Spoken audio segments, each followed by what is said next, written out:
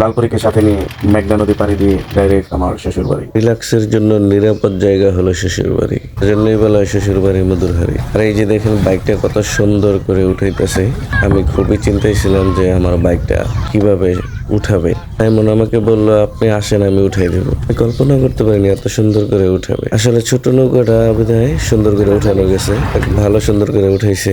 তাই মনে engine start করতেছে। গ্রামের মানুষ তো ম্যাক্সিমাম বিদ্যায় পারদর্শী।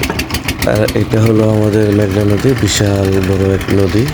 এই নৌকাটা আমরা 300 টাকায় ঠিক করলাম। লং হওয়ার কারণে পুরো নদী দেখায়নি আমাদের নদীটা। এটা এই তো শেষ পর্যায়ে চলে আসলাম। এমন বললো একাই নামাতে পারবে। খুবই সুন্দর এবং স্মুথ ভাবে নামাইছে। ছোট নৌকা হওয়াতে খুব সুন্দর করে নামাইতে পারছে। নৌকাগুলোকে আমরা কোষা নৌকা বলি। এমন এই বালু টালু দিয়ে উঠাইতে পারদর্শী। এই রাস্তায় 2-3 বছর যাবত বাইক চালায়। বালু এই আঁকা বাঁকা পথ তার কাছে নাথিং ব্যাপার। শ্বশুর বাড়ি বেড়ানোর মজা অন্যরকম একটা মজা।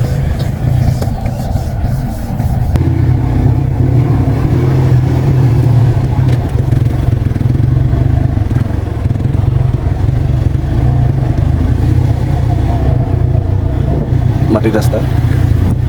এই জায়গাটা পুরোটা একটা জল পড়ছে।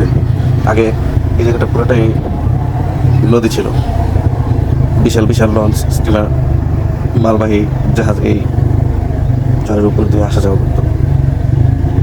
আগে নদী পথটাই ছিল মালামাল পারাপারের জন্য, যাতায়াতের জন্য প্রধান রাস্তা। তো এই যে জায়গাটা দিয়ে আমরা এখন যাচ্ছি, এই যে একটা রাস্তা আসলাম, এটা আর কি কিছুদিন আগে করে দিয়েছি। এটা করার কারণে অনেক সুবিধা হয়েছে। এবার আমার শ্বশুরবাড়ির রাস্তা খুবই চমৎকার হয়েছে। এবং গ্রামের রাস্তা দিয়ে বাইক চলাফেরা অন্য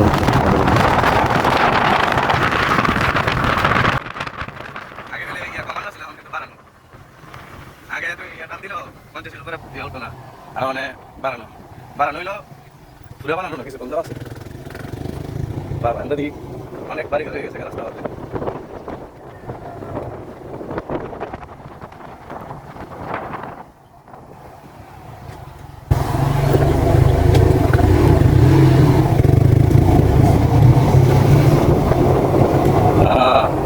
কমপ্লিট করে রাস্তাটা যেরকম করছে দেখা যায়।